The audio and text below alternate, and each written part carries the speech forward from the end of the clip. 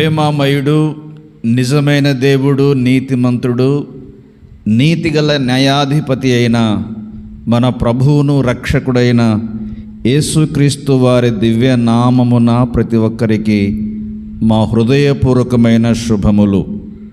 ప్రభునందు ప్రియమైన సహోదరి సహోదరులారా, ఒక వార్తతో మీ మధ్యకు రావడం జరిగింది.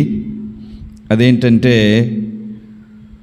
మన ప్రియులు దైవజనులు ఆస్ట్రేలియా దేశము నుండి సతీ సమేతంగా 1965వ సంవత్సరంలో భారతదేశంలోని ఒడిశా రాష్ట్రానికి వచ్చి అక్కడ మనోహర్పూర్ అనే ప్రాంతంలో కుష్ఠరోగుల మధ్య దేవుని పని జరిగించిన దైవజనుల గురించి మనందరికీ తెలిసిందే. చీకటి జీవితంలో, అంధకార జీవితంలో మేలు చేసేవారు, సహాయం అందించేవారు లేక ఎంతో ఇబ్బంది పడుతున్న తరుణంలో ఎంతో అభివృద్ధిగాంచిన ఆస్ట్రేలియా దేశము నుండి యేసు ప్రభు వారి ప్రేమను బట్టి దిక్కులేని వారికి, దరిద్రులకు, అణగారిన వారికి, కుష్ఠరోగులకు దేవుని ప్రేమను పంచి వారి జీవితాల్లో వెలుగులు నింపాలన్న ఉద్దేశంతో మన మధ్యకు వచ్చి దేవుని సేవ చేస్తూ మానవ దృక్పథంతో మంచిగా సేవ చేస్తున్న దైవజనుల్ని, వారి కుటుంబాన్ని, కొంతమంది కరుడుగట్టిన మతోన్మాదులు, బజరంగ్ దళ్ అనే హిందూ మతోన్మాద సంస్థ వారు, ప్రధానంగా ధారాసింగ్ అనే వ్యక్తి, అతనికి తోడుగా మహేంద్ర హెంబ్రామ్, అలాగే చెంచు హ్యాండ్సా అనేవారు, ప్రధానంగా అనేక మంది దైవజనులు, వారిద్దరి పిల్లలు ఫిలిప్ మరియు తిమోతి నిద్రపోతుంటుండగా ఆ కారుకు నిప్పంటించారు. వారు సజీవ దహనమైపోయారు. చిన్న పిల్లలు, 11 సంవత్సరాల ఫిలిప్, 8 సంవత్సరాల తిమోతి ఆ అగ్నికి ఆహుతి అయిపోయారు. భారతదేశంతో పాటు ప్రపంచమంతా నివ్వెరపోయిన సంగతి మనందరికీ తెలిసిందే. అయితే ఆ తల్లి గ్రాహం స్టెయిన్స్ గారి భార్య గ్లాడిస్ గారు, వారి చిన్న పాప ఎస్తేరు, మేము వారిని క్షమిస్తున్నాం, దేవుని ప్రేమను బట్టి వారిని క్షమిస్తున్నాం అన్న సందేశము ప్రపంచ ప్రజలందరూ ఆశ్చర్యపోయే విధంగా నోటి మీద వేలేసుకున్నారు.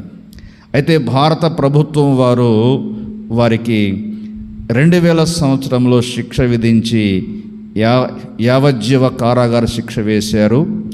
అందులో ఒక వ్యక్తి మహేంద్ర హెంబ్రామ్ అనే వ్యక్తి అప్పుడు నిండు యవ్వన వయసులో 25 ఏళ్ల వయసులో ఉండేవాడు. అయితే మొన్న బుధవారం 25 సంవత్సరాల తర్వాత మంచి ప్రవర్తన ఆధారంగా జైల్లో అతడు మంచిగా ప్రవర్తించాడని ప్రస్తుత బీజేపీ గవర్నమెంట్ వారు, ప్రస్తుతం ఒడిశా రాష్ట్రంలో బీజేపీ గవర్నమెంట్ ఎల్లుబడి చేస్తున్నారు. వారు మంచి ప్రవర్తన ఆధారంగా అతన్ని విడిపించారు. అంత మునుపే మరొక వ్యక్తిని 2008లోనే విడిపించారు. ఇప్పుడు ధారాసింగ్ అనే వ్యక్తిని కూడా విడిపించాలని పెద్ద ఎత్తున ధర్నాలు చేస్తూ ఉన్నారు. అతను బయటకు వచ్చాక అంటున్నాడు, ఐ వాజ్ ఇన్నోసెంట్, నేను నిర్దోషిని అంటున్నాడండి. ప్రపంచమంతా చూశారు. ఆ సిబిఐ వాళ్ళు దర్యాప్తు చేసి అందులో అతని హస్తముందని గమనించి అతనికి శిక్ష విధించి బయటికి తెచ్చారు. అయితే ఈ సమయంలో నా వేదన, నా ప్రార్థన ఏంటంటే, వారు బయటకు వచ్చాక ఎలాంటి మతోన్మాదానికి పాల్పడకుండా మంచిని, ప్రేమను, నీతిని, న్యాయాన్ని, కనికరాన్ని లోకానికి పంచుతున్న దేవుని బిడ్డలు, దేవుని సేవకుల జోలి వెళ్లకుండా ఇకనైనా మానవత్వం కలిగి జీవించాలని అతని కోసం మనం ప్రార్థించేద్దాం. అతడు విడుదలవుతున్నప్పుడు మతోన్మాదులు అందరూ జై శ్రీరామ్, జై శ్రీరామ్ అంటూ అతనికి మెడలో పూలమాల వేసి ఘన స్వాగతం పలికారు. కాబట్టి ఈ విషయాన్ని మీ దృష్టి తెస్తా ఉన్నాను. ధారాసింగ్ అయినా ఇంకెవరైనా ఏ మతోన్మాద సంస్థ అయినా మానవత్వాన్ని కోల్పోయి, విచక్షణ కోల్పోయి ఎవరిని హత్య గావించకుండా భారతదేశానికి ఉన్న అద్భుతమైన మంచి పేరు ప్రపంచ దేశాల్లో చులకన కాకుండా భారతీయునిగా నా ఆవేదన అర్థం చేసుకొని మనమందరము వారి కోసం ప్రార్థించేద్దాం.